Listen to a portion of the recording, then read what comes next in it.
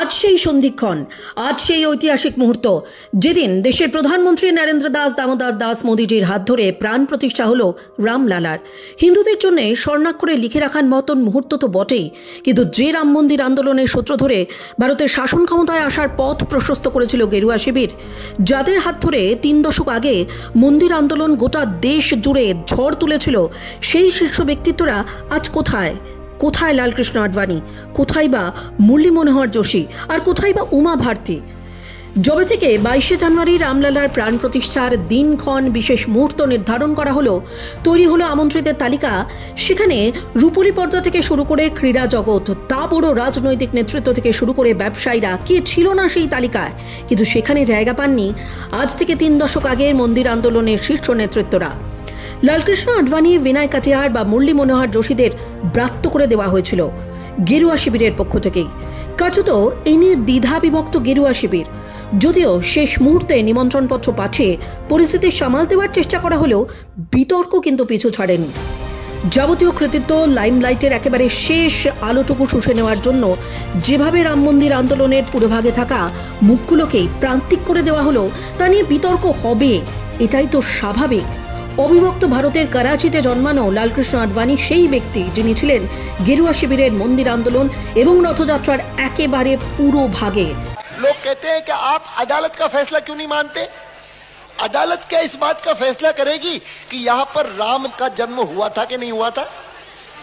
आपसे तो इतनी आशा है, बीच में मत पड़ो, रास्ते में मत आओ, क्योंकि ये जो रथ है लोक रथ है, जनता का रथ है, जो सोमनाथ से चला है और जिसने मन में संकल्प किया हुआ है कि 30 अक्टूबर को वहां पर पहुंच करके कार सेवा करेंगे और मंदिर वहीं बनाएंगे।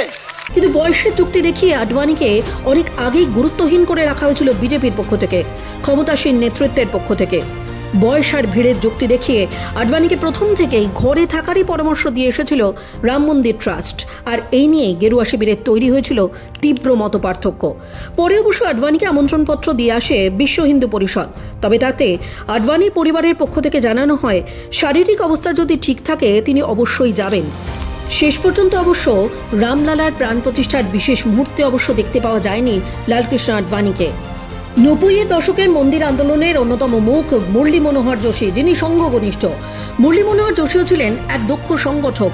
গোটা দেশ জুড়ে রথযাত্রার পুরোভাগে নেতৃত্ব দিতে দেখা গিয়েছিল মুরলী মনোহর যোশীকেও, কিন্তু আজ ব্রাত্যদের দলে তিনিও। বয়সজনিত কারণ দেখিয়ে তাকেও প্রথমে আমন্ত্রণপত্র না পাঠানোরই সিদ্ধান্ত নিয়েছিল মন্ত্রীর কর্তৃপক্ষ। পরে অবশ্য দলের চাপে পড়ে সেই সিদ্ধান্ত বদল করা হয়। সদ্য 90-এ পা দেওয়া যোশীকে পাঠানো হয় আমন্ত্রণপত্র।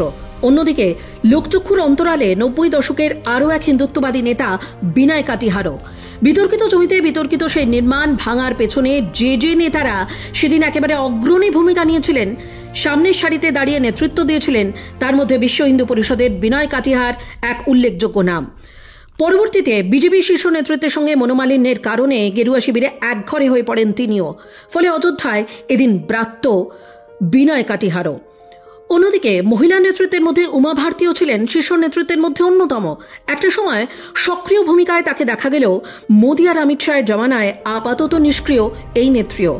18ই জানুয়ারি অযোধ্যায় পৌঁছলেও তার এক্স হ্যান্ডেলে এই পোস্ট, অর্থাৎ অযোধ্যা আসার পর থেকেই জ্বর, ওষুধে কিছুতেই সারছে না, তিনি বিশ্রাম নিচ্ছেন, কারোর সাথে কথাও বলতে পারছেন না, এই পোস্টেই তার অবস্থানও কিন্তু স্পষ্ট।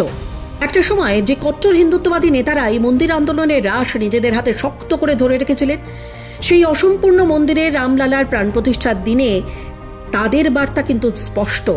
যথাযথ মর্যাদা আর প্রাপ্য সম্মান না পাওয়ায় আজ এই মেগা ইভেন্ট, যা ভারতের ইতিহাস শুধু নয় গোটা বিশ্বের হিন্দুত্ববাদীদের কাছে এক রেনেসা, তাতে অনুপস্থিত এই ব্রাত্যজনেরা। Bureau report, Indo Bangla Times business.